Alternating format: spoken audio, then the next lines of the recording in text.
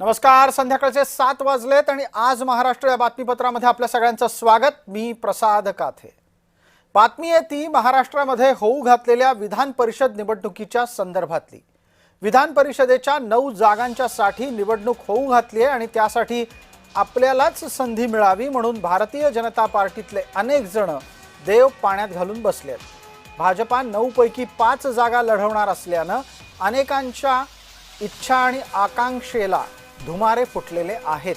अनेक भारतीय जनता पार्टीचे नेते नेतृत्वाने आपल्यावर मर्जी दाखवावी आणि विधान परिषदेमध्ये आपल्याला संधी द्यावी याच्यासाठी प्रयत्नशील असल्याचं समजतं।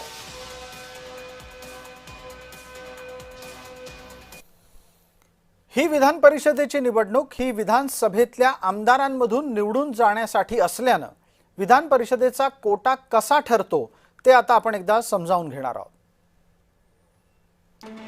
विधानसभेची सध्याची सदस्य संख्या +1 भागिले जितक्या जागांसाठी उमेदवारी आहे तितक्या जागांची संख्या।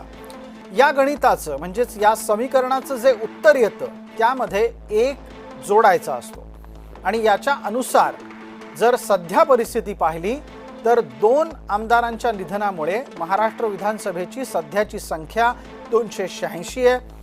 त्यामुळे आवश्यक मतं होत आहेत 33।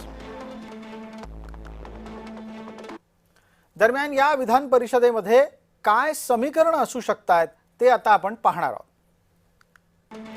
विधान परिषदेच्या एकूण रिक्त जागा आहेत 9 आणि या 9 जागांसाठी 33चा कोटा आहे, म्हणजेच विजयासाठी गरजेची मतसंख्या आहे 33। भारतीय जनता पार्टी 5 जागा लढवणार आहे, शिवसेना 2 जागा लढवणार आहे आणि राष्ट्रवादी 1 जागा लढवणार आहे। अशा प्रकारे महायुती 8 जागा लढवणार आहे तर उरलेली 1 जागा ही उद्धव गटाला द्यायचं मवियामध्ये तरी सध्या ठरलेलं आहे।